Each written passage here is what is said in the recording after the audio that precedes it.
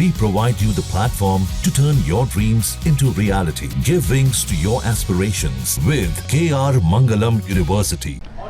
तो ऑपरेशन सिंदूर के दौरान आतंकियों के कुल 9 ठिकानों को ध्वस्त किया गया था, जिसमें 7 ठिकानों पर भारतीय सेना की आर्टिलरी यानी तोपखानों से निशाना साधा गया था। अब बहावलपुर और मुरीदके में आतंक के हेडक्वार्टर को इंडियन एयरफोर्स ने तबाह किया, तो वहीं बाकी के 7 ठिकानों पर आर्टिलरी गन से सटीक निशाना लगाया गया और उन्हें भी नेस्तनाबूद कर दिया गया। पुंछ सेक्टर से न्यूज नेशन संवाददाता की एक ग्राउंड रिपोर्ट आप देखिए।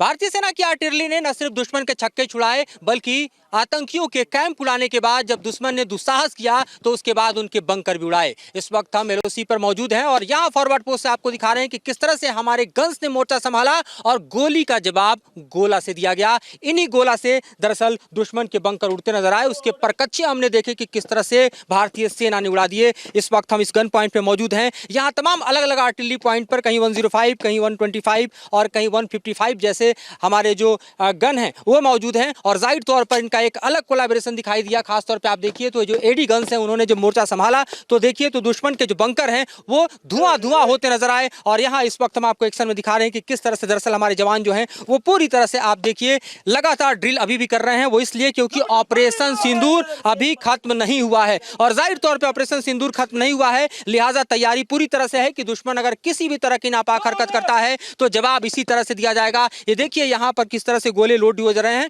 और सीधे तौर पे टारगेट पे दुश्मन के जो ठिकाने हैं वो लगातार बने हुए हैं। अग्रिम ठिकाने तमाम ध्वस्त हो चुके हैं, बावजूद इसके जो अभी भी दुश्मन की हरकत है उस पर निगहबानी है ताकि वो कोई भी नापाक हरकत न कर पाए। किस तरह से ऑपरेशन सिंदूर के दौरान हमने इन गन पॉइंट्स के जरिए दुश्मन के ठिकानों को दहलाए और जाहिर तौर पर उन्हें करारा जवाब दिया। जय हिंद।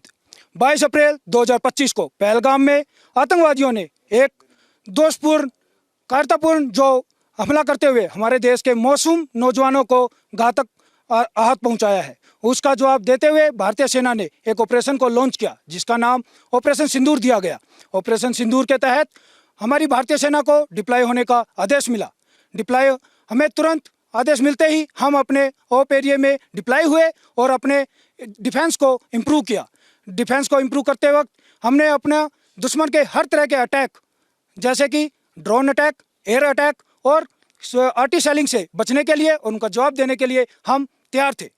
6 मई की रात को दुश्मन ने हम सीज फायर का उल्लंघन करते हुए हमारे ऊपर हमारी फॉरवर्ड पोस्टों पर फायर शुरू किया। उसका जवाब देते हुए हमने आर्टी शेलिंग का फायर किया और उनके इसमें टेररिस्ट लॉन्च पैड और ट्रेनिंग कैंप को बर्बाद किया। इसके बाद हमारे ऊपर काउंटर बम्बार्डमेंट किया गया जिसमें अपना आर्मी के इंस्टॉलेशन को किसी प्रकार का नुकसान नहीं हुआ, लेकिन सिविल इंस्टॉलेशन का कुछ नुकसान हुआ है। लेकिन हमने अपने आधुनिक वेपन और अपनी सीखी हुई ट्रेनिंग के द्वारा दुश्मन पर कारगर फायर डालते हुए और उसको जल्दी ही अपने घुटनों पर टेकने पर मजबूर कर दिया।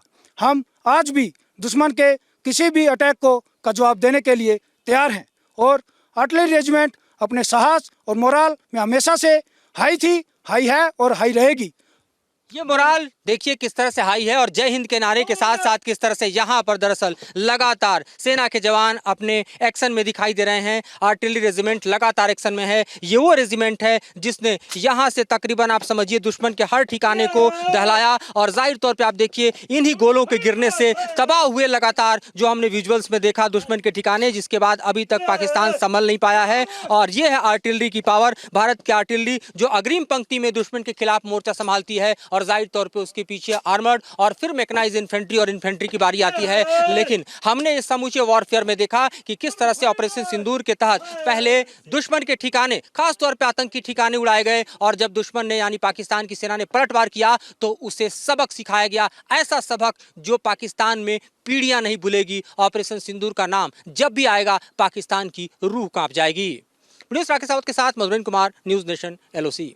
न्यूज़ नेशन अब व्हाट्सएप पर खबरों की ताजा अपडेट के लिए न्यूज़ नेशन के इस क्यूआर कोड को स्कैन करें।